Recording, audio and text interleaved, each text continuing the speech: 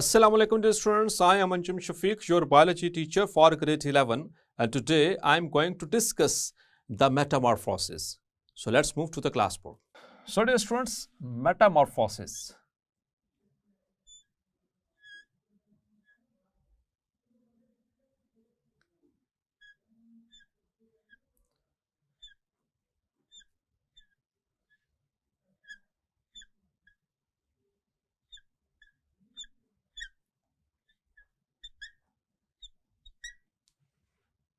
Another important terminology in this chapter and very important terminology is this metamorphosis. So it's a combination of three words. So let me explain it first of all. Meta. Meta means change. Meta means change. Clear? Second word is morph. M-O-R-P-H. Morph. आपको याद है students chapter number 1 उसमें हमने discuss की थी branches of biology, उसमें morphology का जिक्र भी किया गया था. Morphology, the branch of biology that deals with the study of forms and structures of living organisms, especially the animals, that is called as morphology. तो ये उसी की ही short form है morph. So morph means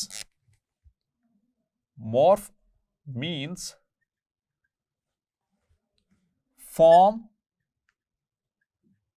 or structure. Clear? तो ये दो word हो गए मेटामॉर्फ. और थर्ड वर्ड है sis. Now it has become complete. तो डियर स्टूडेंट्स, सिस जो है इट्स अ प्रीफिक्स. आपसे पहले भी जिक्र हो चुका है, दोबारा बता देता हूं कि जो सिस का वर्ड होता है, ये प्रीफिक्स आमतौर पर बायोलॉजिकल टर्म्स और मेडिकल टर्मिनोलॉजी के अंदर ये आमतौर पर, not always but usually it is a prefix which is used for the explanation regarding any process. So cis means a process, just like endocytosis, end पे आ गया cis. Osmosis, cis a process जिसमें water molecules move करते हैं low solute to high solute concentration. And then endocytosis, movement of water, anything like solid और the liquid inside the cell. Exocytosis, sis आ रहा है पे. क्लियर? सिस. सो सिस यहां पर जो सिस प्रीफिक्स के तौर पर इस्तेमाल हो रहा है, it means a process like meiosis, like mitosis. Clear? So all these are processes. तो आइए जरा इसको कोलैबोरेट करते हैं, इस तीनों टर्म्स को आपस से मिलाकर, और देखते हैं कि मेटामॉर्फोसिस का क्या मतलब बनेगा. So meta means change, morph means form और structure, and sis means a process. So it is a process by which there occurs changes in the forms और structures of an animal. Clear? इसको चलें define करने की कोशिश करते हैं. The process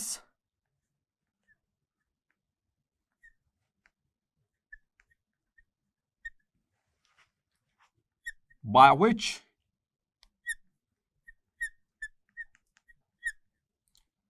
an organism, और यहां पर ये ऑर्गेनिज्म जो है डियर स्टूडेंट, वैसे तो हमने बहुत सारे ऑर्गेनिज्म पढ़े हैं. प्लांट्स पढ़े, फंजाई पढ़े, प्रोटोजोन्स पढ़े, यीस्ट पढ़े, फंजाई पढ़े, और फंजाई लाइक प्रोटिस्ट पढ़े, और प्रोकैरियोट्स पढ़े, बहुत सारे ऑर्गेनिजम्स पढ़े. लेकिन यहां पर जिस ऑर्गेनिज्म की बात हो रही है, in which an organism means an animal, so it is more appropriately related term towards the animals. Clear? So the process by which an organism, which means an animal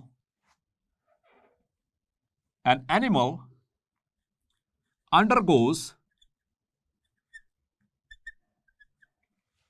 abrupt changes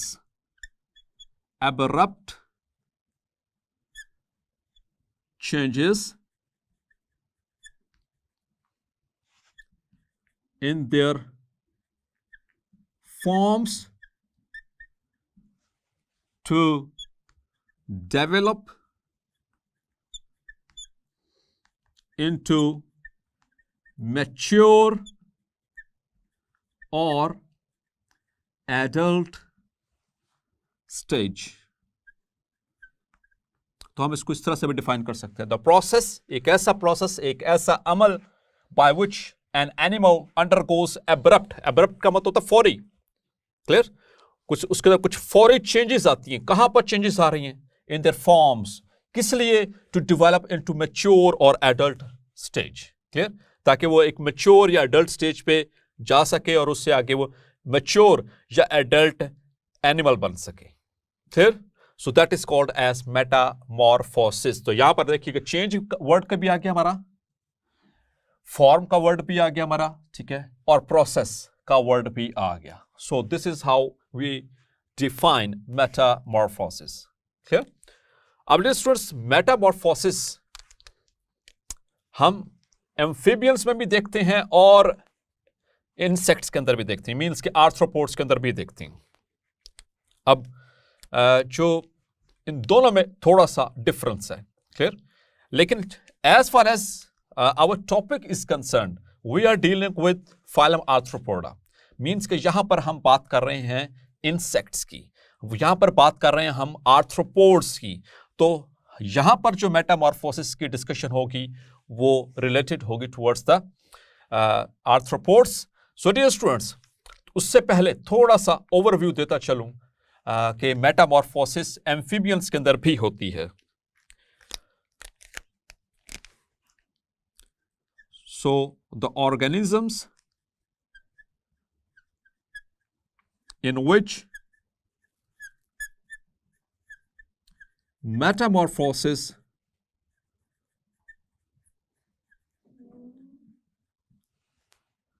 usually occur. So they are, number one, amphibians,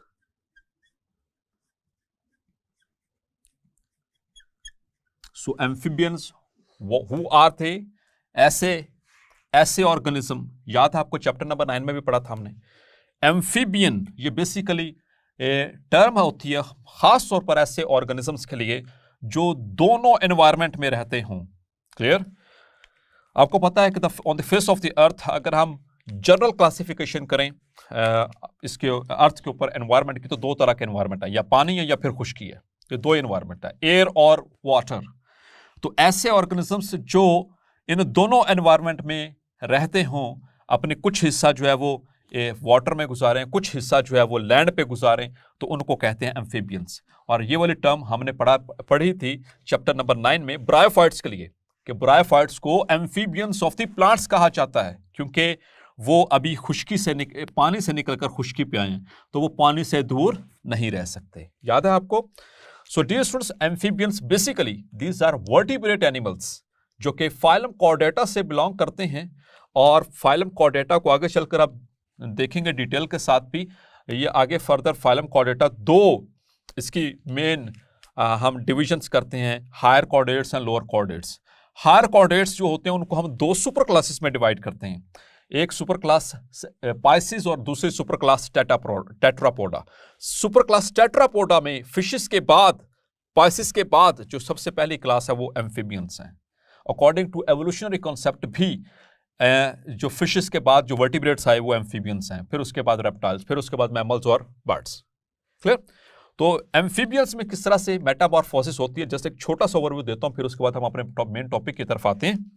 so amphibians के अंदर dear students the female frogs, जो frogs होते हैं dear students, दे lay eggs. Clear? अब eggs से जो next stage होती है दैट इज tadpole और larval stage, larval और tadpole जिसे कहते हैं, क्लियर। और फिर उसके बाद फाइनली द लार्वा और the tadpole it is converted into an adult, clear. So this is the metamorphosis in amphibians. So how does it look like? So this is an egg, और वहां से larva कैसे, ये tadpole किस तरह से होता है आपको पता है? So that is a dummy diagram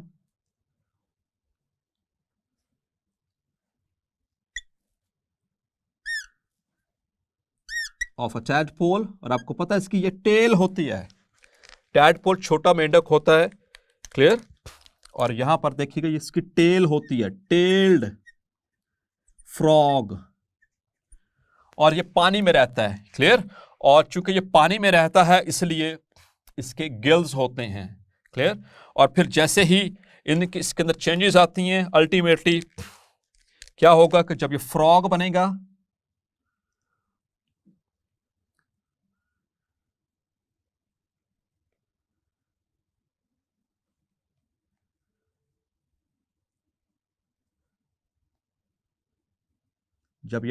बनेगा तो इसके अंदर कुछ चेंजेस आएंगी, और वो चेंजेस क्या होती हैं डियर स्टूडेंट्स? यू नो के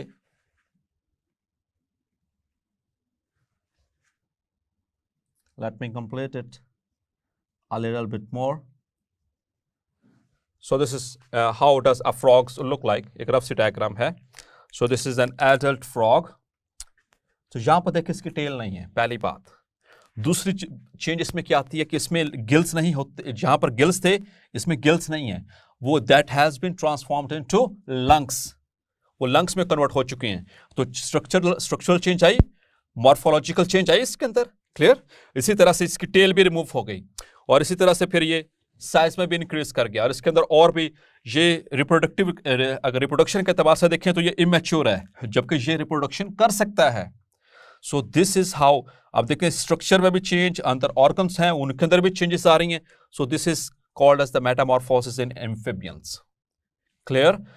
यहां पर इन सारी चेंजेस को कंट्रोल करता है, याद रखिएगा, आप सेकेंड ईयर में भी पढ़ेंगे.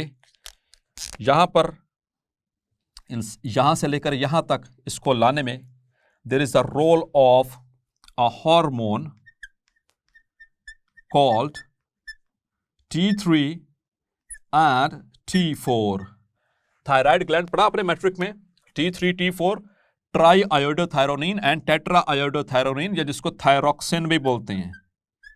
तो थायरोक्सिन एक्चुअली इसमें हेल्प कर रहा होता है इनकी Metamorphosis. So dear students, now coming towards our main topic, metamorphosis in the second organisms in which the metamorphosis occurs, they are the insects. They are the insects. And what are insects?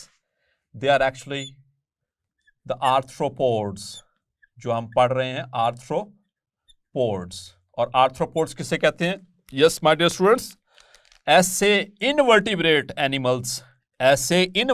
Animals जिनके jointed appendages होते हैं, जिनके limbs jointed होते हैं, जैसे देखें wrist joint, elbow joint, shoulder joint. But we are vertebrates. लेकिन ये इनवर्टिब्रेट्स हैं, इंसेक्ट्स. इनवर्टिब्रेट किसे कहते हैं? जिसके बैकबोन नहीं है. वर्टिब्रेट्स किसे कहते हैं? जिसके पास बैकबोन है. क्लियर? जो बेसिक कॉन्सेप्ट है हमारा. तो इनवर्टिब्रेट्स में वो एनिमल्स जिनके पास ज्वाइंटेड अपेंडेजेस हैं, जिनके लिम्ब्स में ज्वाइंट्स मौजूद हैं, they are called as arthropods. Arth means joint, pod mean feet. Clear? बार बार पढ़ चुके. Now the insects. तो इसकी जगह 4 क्लासेस हैं जो इसके बाद हमने डिस्कस करनी है डिटेल के साथ. तो उन 4 क्लासेस में से एक क्लास है इंसेक्टा. और इंसेक्टा जो है डियर स्टूडेंट्स, यानी जिसके ऑर्गेनिजम्स, जिसके एनिमल्स कहलाते हैं इंसेक्ट्स, इनके अंदर होती है Metamorphosis. Clear?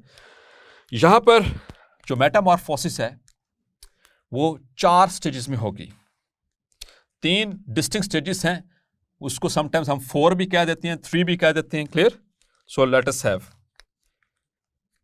the details.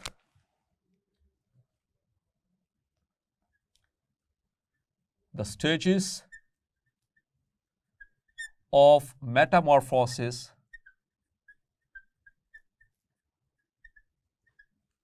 in insects. और याद था डियर स्टूडेंट्स, आपको बताया था फाइलेटिक लिनियज में दुनिया में आधे से ज्यादा ऑर्गेनिजम्स कौन से हैं, कौन से स्पीशीज हैं? दे आर द इंसेक्ट्स, हशरात. क्लियर?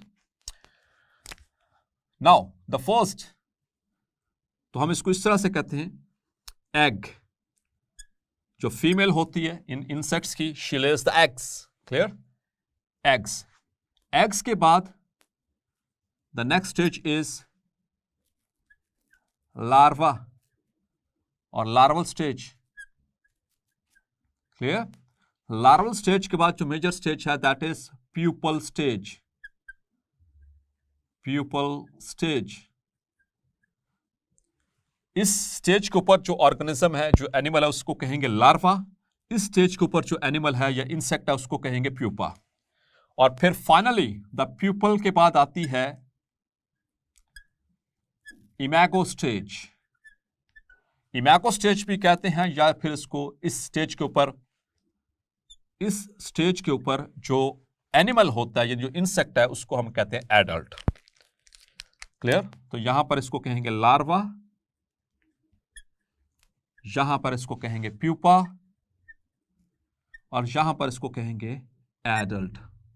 तो ये 3 डिस्टिंक्ट स्टेजेस मौजूद होती हैं मेटामॉर्फोसिस में. जब भी इंसेक्ट्स इन सारी स्टेजेस से गुजर कर जाएं तो उसे कहते हैं Metamorphosis. That is complete Metamorphosis. Clear? आगे टाइप्स भी थोड़ा सा मैं उसको टच जरूर दूंगा ताकि ये टर्मिनोलॉजी मजीद थोड़ी सी क्लैरिफाई हो सके. सो डियर स्टूडेंट्स, इन जितनी भी स्टेजेस हैं यहां से लेकर और यहां तक, इन सब के अंदर स्ट्रक्चरल और मॉर्फोलॉजिकल चेंजेस होती हैं. इनके अंदर जो एनिमल है, जो इंसेक्ट है, आप उसको पहचान नहीं सकते कि ये क्या वही है जो इससे पहले वाली स्टेज में था. लाइक एक छोटी सी मिसाल देता हूं. Like this is an egg of a butterfly. Let's suppose this is an egg of a butterfly. ये बटरफ्लाई एग है. क्लियर? जब ये हैच करेंगे so they will be converted into larva. तो इनकी लार्वल जो स्टेज होती है डियर स्टूडेंट, ये कुछ कैटरपिलर से मिलती जुलती होती है. कैटरपिलर देखिए, सुंडी जिसे हम कहते हैं, ये थोड़ी सी उससे मिलती जुलती होती हैं. छोटे छोटे नीचे इनके वो मूव करने के लिए ये इनके पास अपेंडेजेस होते हैं. ठीक है? ये फीट होते हैं. So this is larval stage. उसके बाद जब ये प्यूपा स्टेज पर जाता है, इनकी मदद से ये क्या करते हैं? मूव करते हैं, फीड करते हैं. लेकिन प्यूपल स्टेज में क्या होता है डियर स्टूडेंट्स कि अपने गिर्द एक जो है वो नेट बना देती है, एक कैप्सूल बना लेती है, उसे कहते हैं कोकोन. तो ये ऐसे एक कवर सा बना लेती है ये जो लार्वा है, और ये इस तरह से एक नेस्ट सा या कैप्सूल सा बना लेता है और इसके अंदर ये कैद हो जाता है. ठीक है? अंदर अब इसके अंदर जो लार्वल जो स्ट्रक्चर से वो डिफॉर्म होना शुरू हो जाते हैं और प्यूपल यानी कि एडल्ट के जो टिश्यूज हैं और जो ऑर्गन्स हैं वो बनना शुरू हो जाते हैं. Is that clear? और फाइनली जब इसमें से निकलती है butterfly, so that is very beautiful. वो कुछ इस तरह से हमें दिखती है, हमें बहुत प्यारी लगती है.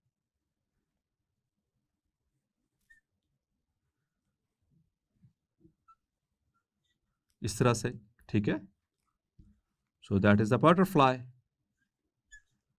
तो डियर स्टूडेंट्स देखें, यहां से लेकर यहां तक पहुंचने में कहीं पे भी रिजेंबलेंस मौजूद है. So definitely you are saying no. Egg की शक्ल कुछ हो रहा है, लार्वा की शक्ल कुछ हो रहा है, प्यूपा की शक्ल कुछ हो रहा है, एडल्ट की शक्ल, इमैगो की जो शेप है कुछ हो रहा है. तो एक एडल्ट तक पहुंचते हुए ये जो सी मॉर्फोलॉजिकल चेंजेस आती हैं, that is known as metamorphosis. Is that clear, my dear students? Now, dear students, move करते हैं थोड़ी सी एक डिटेल की तरफ. बाज़ औक़ात ऐसा होता है, कुछ जो प्रिमिटिव ऑर्गेनिजम्स हैं, जो प्रिमिटिव इंसेक्ट्स हैं, सॉरी, जो प्रिमिटिव इंसेक्ट्स हैं, उनके अंदर जिनसी मेटामॉर्फोसिस है वो मुकम्मल नहीं होती, बल्कि क्या होता है कि जो लार्वा है वो डायरेक्टली कन्वर्ट हो जाता है इनटू एडल्ट। ठीक है, बीच में वो प्यूपा वाली स्टेज नहीं होती है, मींस कि यहां पर मेटामॉर्फोसिस मुकम्मल नहीं हो रही। यहां पर जो हमने पढ़ी ये this is complete metamorphosis, this is known as complete metamorphosis.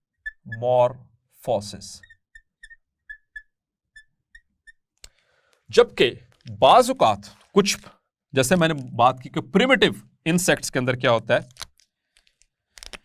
This is an egg, ठीक है, एग से हैच किया इंसेक्ट, वो कुछ इस तरह से दिखने में लग रहा है।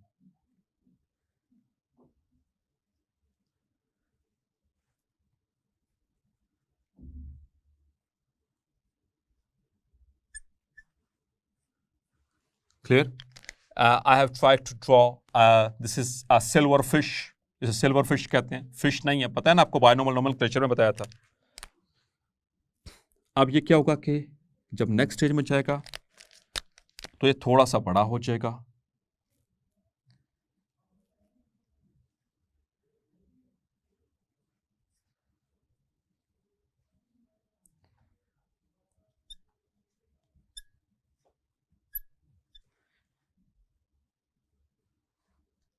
ठीक है।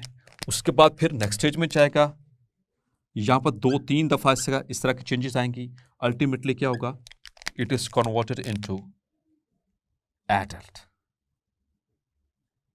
तो एडल्ट का साइज थोड़ा सा बड़ा इससे, लेकिन कोई बहुत ज्यादा फर्क नहीं नजर आ रहा आपको, देखें यहां पे please. Clear?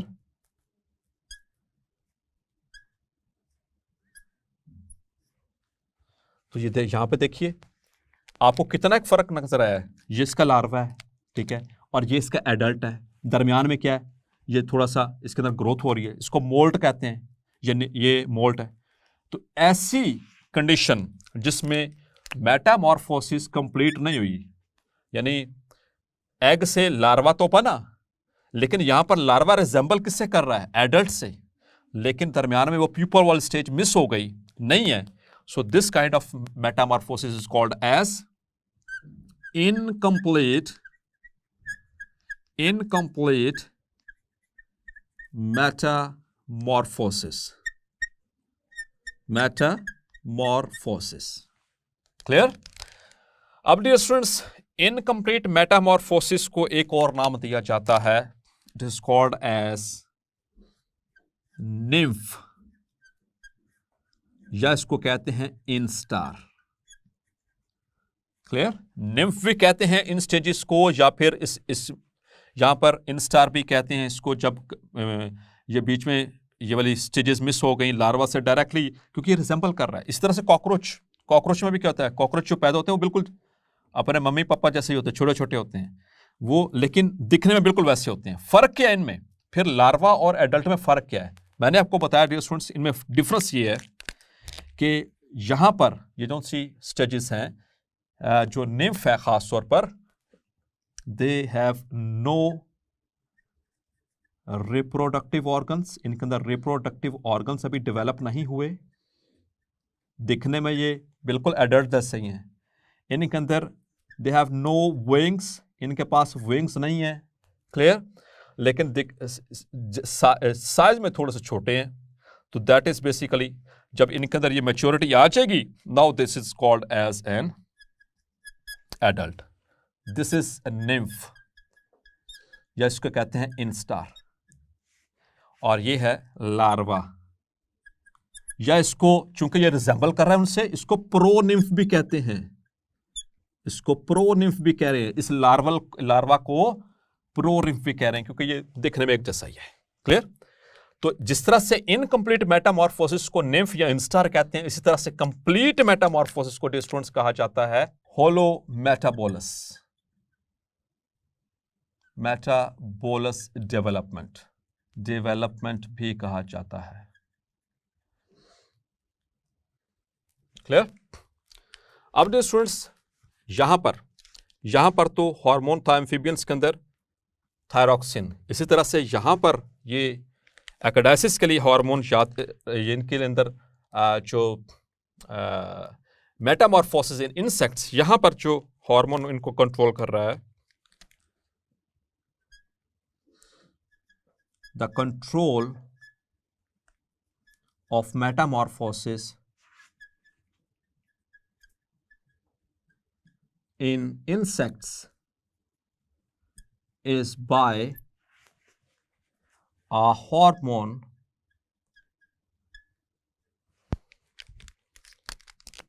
ecdysone, that is called as ecdysone, which is responsible for that causes ecdysis, or which is called moulting. तो डियर स्टूडेंट्स, आप सोचते होंगे कि अब ऐसा क्यों होता है, ये पहले लार्वा क्यों बनता है, लार्वा से प्यूपा क्यों बनता है, ये डायरेक्ट अडल्ट क्यों नहीं बन गए। So the reason is, dear students, the reason is because ये अभी इमेच्योर है, ये इंसेक्ट्स अभी इमेच्योर हैं, इनको मैच्योर होने में कुछ टाइम लगता है। उससे पहले, क्योंकि आपको पता है ये इनवर्टिब्रेट्स हैं, इनके पास एंडोस्केलेटन नहीं है, इनके पास एक्सोस्केलेटन है, तो एक्सोस्केलेटन डेड होता है। तो ये देखिएगा, ज़रा गौर से बात सुनिएगा, ये लेट्स सपोज कि इंसेक्ट है और इसके ऊपर ये इसका एक्सोस्केलेटन, मैंने बताया कि ये डेड होता है।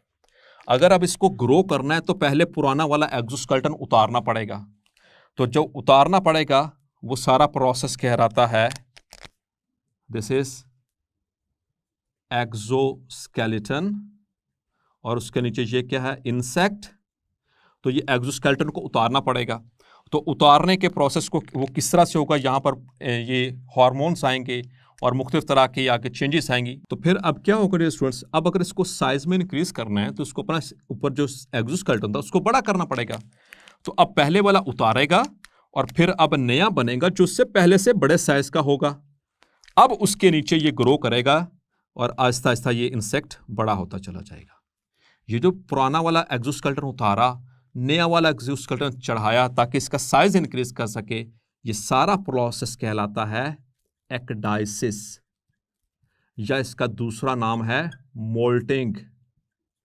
इस एक्डाइसिस को कंट्रोल करता है एक्डाइसोन।